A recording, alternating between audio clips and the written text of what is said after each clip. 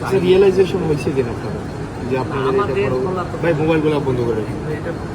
এটা তো রিয়েলাইজেশন হয়েছে কিনা আপনারা অপরাধ করছেন?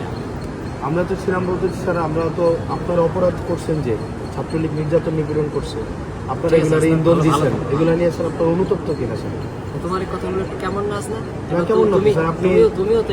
আমাদের মধ্যে ছিলে না আমি আপনাদের মধ্যে ছিলাম না, আমি আপনাদের বিরোধিতা করছি স্যার না আমি আপনার বিরোধিতা করছি আপনি আমার জঙ্গি ট্যাগ দিয়েছিলেন ওই ইয়াতে রেজিস্টার বিল্ডিং এ আপনি বলছিলেন আমি জঙ্গি তুমি জঙ্গি আপনি আমি এটা বলছিলেন স্যার এবং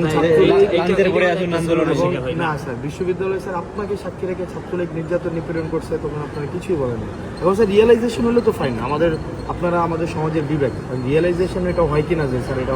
অত্যাচার অন্যায় হইলে সেটা আপনাদের এই রিয়েলাইজেশন হয় কিনা স্যার? আমাদের বলা তো ওইটা তো বলো প্রত্যেকটা মানুষের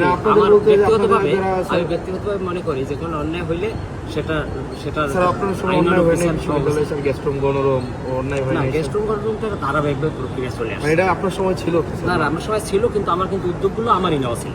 স্যার নিরসনের না হাসনাত এটাও তুমি স্বীকার করবে হিসাবে নিয়ে আপনাদের লেখা পড়ার তারপরে হচ্ছে ক্লাসের মধ্যে এই জিনিসগুলো আসা উচিত রিফ্লেকশন হওয়া উচিত এটাও তুমি স্বীকার করবা যে পদক্ষেপগুলো সেগুলো কিন্তু আমিই নিয়েছিলাম এটাও স্যার আপনারা সবসময় ডিনাই করছেন কোন অর্থে সেটা ভিন্ন কিন্তু